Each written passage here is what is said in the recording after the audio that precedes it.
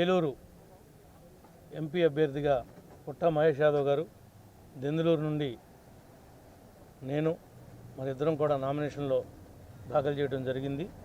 తప్పకుండా విజయం సాధిస్తాం.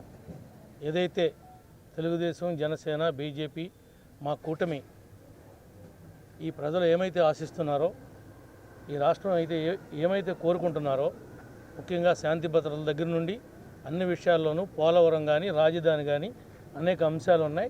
వాటిలన్నింటినీ కూడా ఈ పార్లమెంటు పరిధిలో మరి గుండుగోనుల దగ్గర, హైవే దగ్గర, కొమరేపల్లి దగ్గర, సీతంపేట దగ్గర ఈనాడు బ్రిడ్జి కట్టుకోకుండా అనేక మంది ప్రాణాలు పోవటానికి ఈ చేతగాని నాయకుల వల్ల, గత పాలకుల వల్ల వాళ్ళ హయాంలో పూర్తయింది. అది అక్కడెక్కడ కూడా అండర్ పాస్ పెట్టలేదు.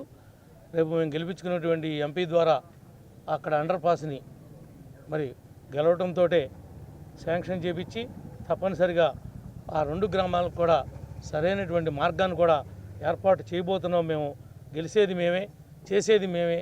ఏది చేయాలన్నా మాతోనే సాధ్యపడద్దు తప్ప వేరే వాళ్ళు వస్తే రాష్ట్రం విధ్వంసం అవడం తప్ప మరి ఎక్కడ కూడా ముందుకు పోయినటువంటి దాఖలాలు లేవు. ఈ పార్లమెంట్లో మహేష్ యాదవ్ గారు పార్లమెంట్లో ఉన్నటువంటి 7 అసెంబ్లీలకి 7 అసెంబ్లీలు గెలవడానికి ప్రయత్నం చేస్తాం. తప్పనిసరిగా గెలుస్తాం. మేమంతా కూడా సమిష్టిగా ఉన్నాం. ఎక్కడ కూడా డీవియేషన్ లేదు. 3 పార్టీల వరకు కూడా కలిసి పనిచేస్తాం.